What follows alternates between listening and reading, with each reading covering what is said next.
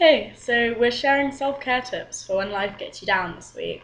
And at first I was a little bit lost as to how that was really relevant to feminism, but then I realised, I guess the thing is that when you're fighting against sort of oppressions like sexism or racism or cis-sexism or ableism, etc., it is completely exhausting. And so I think just because of so much that people have to deal with, it's really important to develop sort of tactics to deal with these really sort of gloomy feelings. I think I tend to make lists a lot.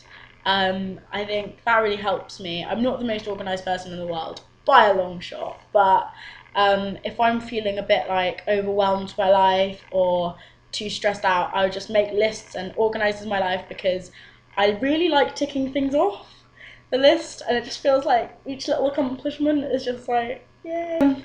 Another thing I think is to make loads of changes. And I think that sometimes when you're feeling really down, it can just be intense boredom.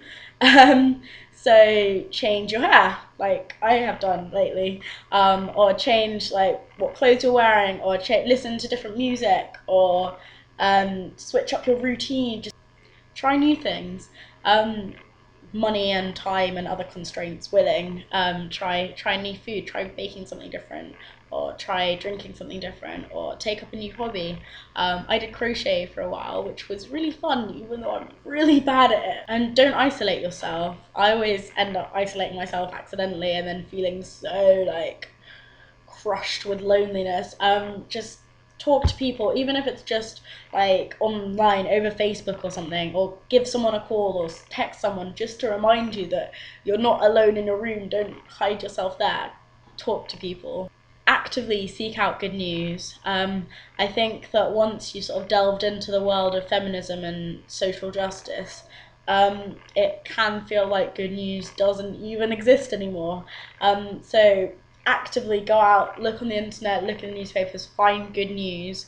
It kind of breaks the monotony of shitness, really. Vanity, I find, is really good. Just do up your hair, do loads of makeup, put on your best clothes or whatever, and dance around your room taking loads of pictures and looking at yourself in the mirror. I find that really fun, and sometimes just like completely unashamed vanity can be such a good release of like tension and stress. Surround yourself with people you love. I think these tactics can be really good as well, when you're recovering from being triggered. For those of you who don't know what that means, being triggered is when something like a phrase or an image or a smell or something can cause like an emotional or psychological reaction in terms of distress to a person. Often that includes like flashbacks or like body memory, dizziness, nausea, disassociation, ending up in floods of tears, etc. It usually happens to survivors of rape or assault or abuse, and it is completely debilitating and kind of knocks you out for a while. I think those things I was talking about before can be good when I've stopped being triggered. So just sort of afterwards as a kind of a recovery thing, to make me feel better about myself. I've also got a load of tactics for during as well, which might be helpful for some people. Touching things I find really helps. Just picking up sort of familiar objects, and sort of feeling their weight and looking at them loads, especially if they're sort of an object that's specific to the time and the place. Like my mobile phone, I know that I've only had it for this amount of time, so it reminds me that I'm in this particular time period, if that makes sense.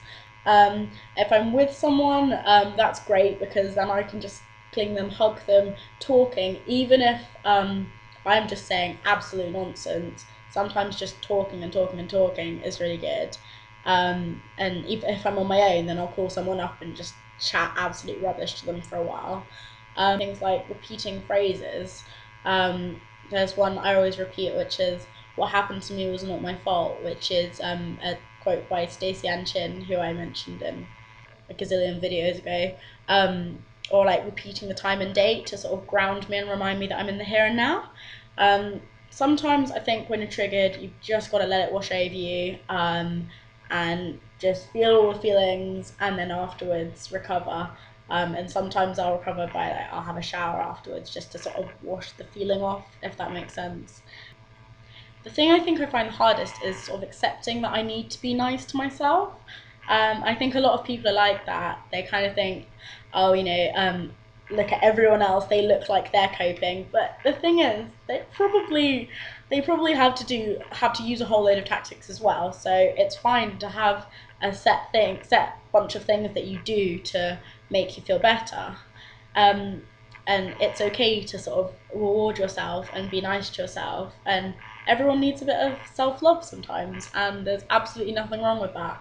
You shouldn't feel selfish or negative about it at all. So yes, love yourselves and enjoy it. Bye.